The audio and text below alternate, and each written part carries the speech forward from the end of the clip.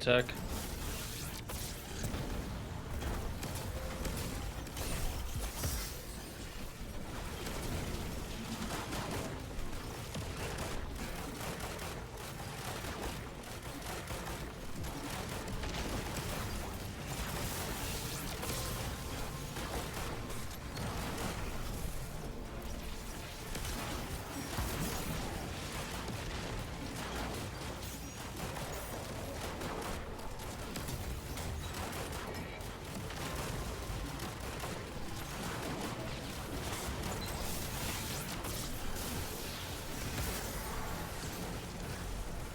Middle. I don't know where the brick went, but hopefully this is enough.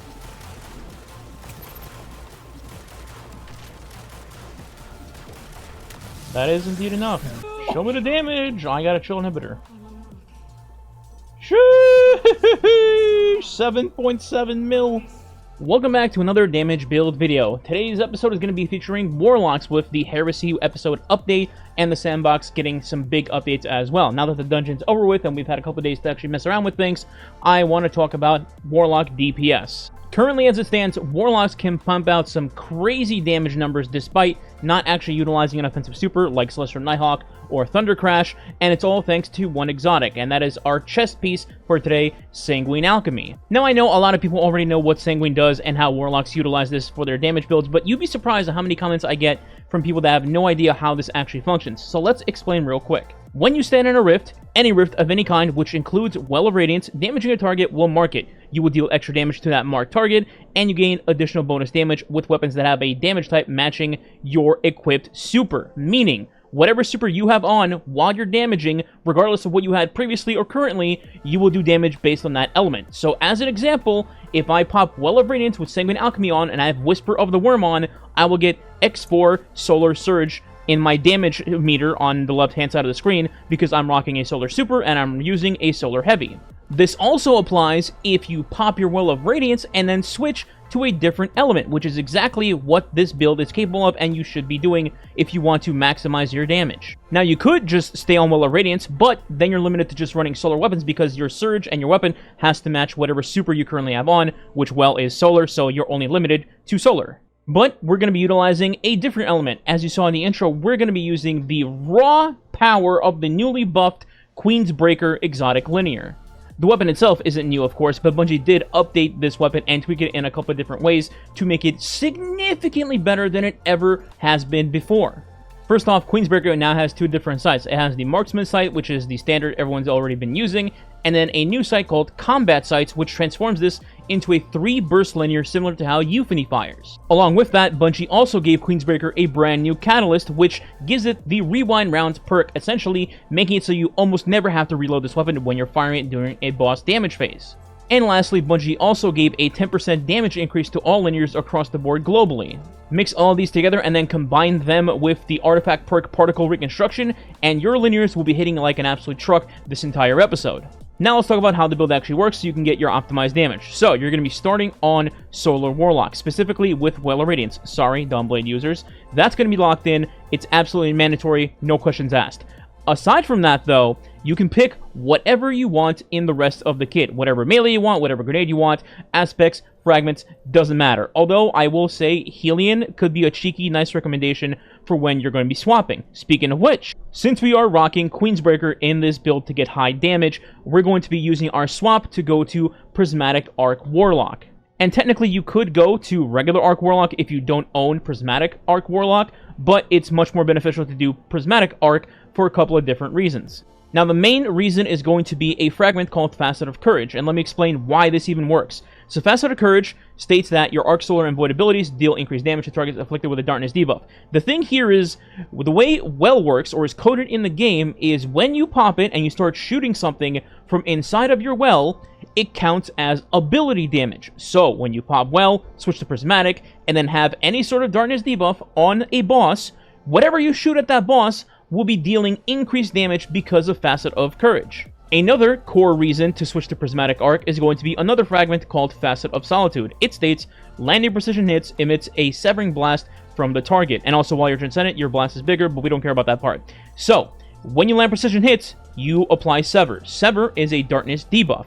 So you make your Facet of Courage live through this fragment, and keep in mind that Queensbreaker is a precision weapon, a 3-burst precision weapon at that, so you can very easily apply Solitude, so you have your Darkness debuff going on your own without having to worry about somebody else putting it on instead. And here is what the rest of the kit looks like on my Prismatic Warlock. Let's start at aspects. So there's only one aspect here that really matters, in my opinion.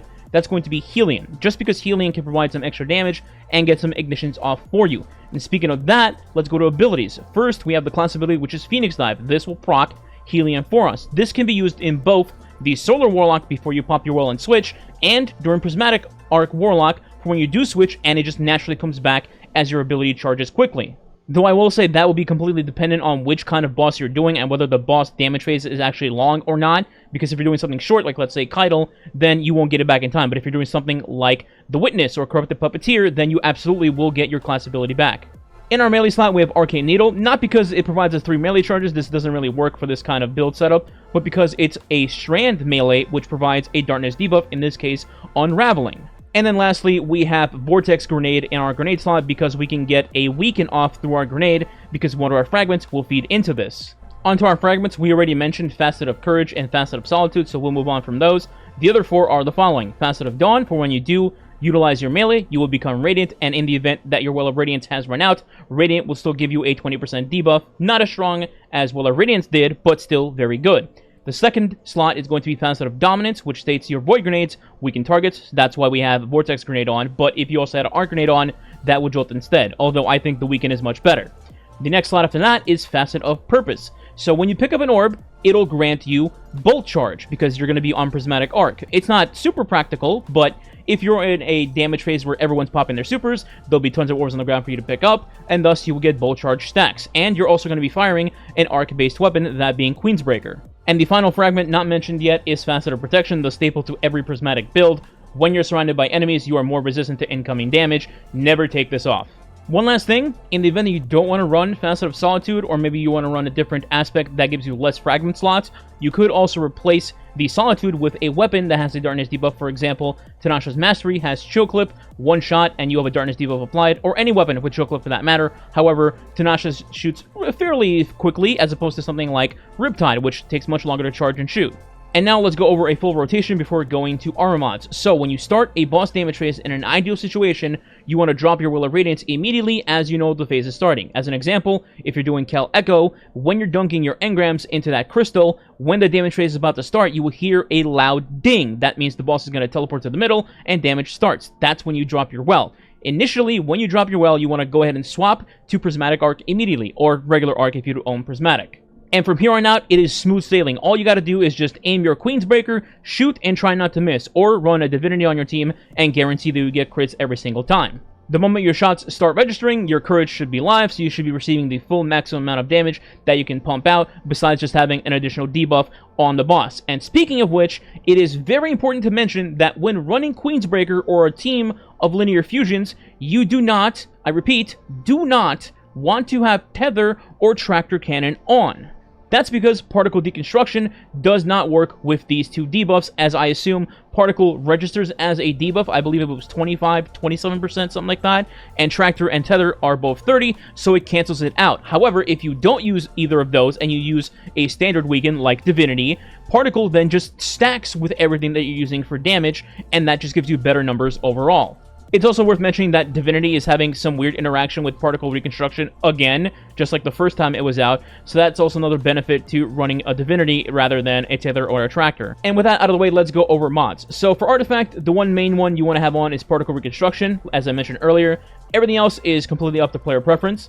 For our armor mods, in our helmet, we have 1 copy of Heavy Ammo Finder, pretty standard, 1 copy of Stasis Siphon because I'm using Tanasha's, and when I'm clearing ads on the way to a damage phase, I want to make some orbs and keep some armor charges in my boots. Next one is going to be Radiant Light. When I pop my well, I give my teammates armor charges, so their surges are alive as well. In my gloves, I have 1 copy of Arc Loader and 1 copy of Arc Dexterity, just to load Queensbreaker faster on the occasional time where I have to actually manually reload, and Dexterity just so it's faster. In my chest, I have 2 resist mods, 1 solar, 1 arc. You can change these to whatever you want. And I have 1 copy of Arc Reserves for additional ammo. 2 copies seem to have done nothing, so I wouldn't go higher than just 1. The boots we already mentioned, so let's move on to class item. In my class item, I have 1 copy of Bomber. This is here in the event that I do my swaps, and then I get my class ability back on Prismatic Arc. I pop my Phoenix Dive, which activates this to reduce my grenade cooldown, which might give me my Vortex Grenade back to throw at an enemy or boss and weaken them during that same damage phase. It doesn't always come up, it's occasional here and there, but it's still helpful. Then we have Special Finisher. This is a twofold here. One, it could make you green if you need it, but the other reason I have it here is because in my boots here, you may have noticed that I have a Scav, Recuperation, and Invigoration on. I don't have Surge mods on here. So what happens here is, if I have Special Finny on, and I make orbs through my Stasis Siphon, I can stack 3 armor charges in my boots, and they will not decay, right? Then when I go into a damage phase, if I get to a point where I need to put Surge mods on my boots, then I switch to those, and then those armor charges become live, and I do bonus damage with those. And then lastly, our mod here is going to be Time Dilation. Pretty standard for any damage phase. You get extended timers on your armor charges. There you go. But yeah, that's the build. I cannot overstate how incredibly easy it is to pump out insane damage with this build, considering you're playing a support role, essentially. While Radiance protects your teammates, it gives them extra damage, etc. You're not really trying to play for a DPS role, but you're still pumping out incredible damage, so it's the best of both worlds, in my opinion. And I know some people out there really hate loadout swapping. They think you must be a double worshiper if you use loadout swaps, but trust me, it is so free and so easy. It's just one click of a button to do massive amounts of damage. It is absolutely worth it. Anyway, I'm not your dad. Do what you want. That is the build, and I will leave dim links for these down below in the description if you want to try it out on your own. And if you have questions, feel free to ask in the comments. But if you did enjoy the video, please consider subscribing today. It does help the channel grow and is much appreciated. And if you want to go the extra mile, you can leave a like and or comment below as well. If you don't know what to leave as a comment, you can leave Sanguine as the comment. Thanks for watching. Catch you next time.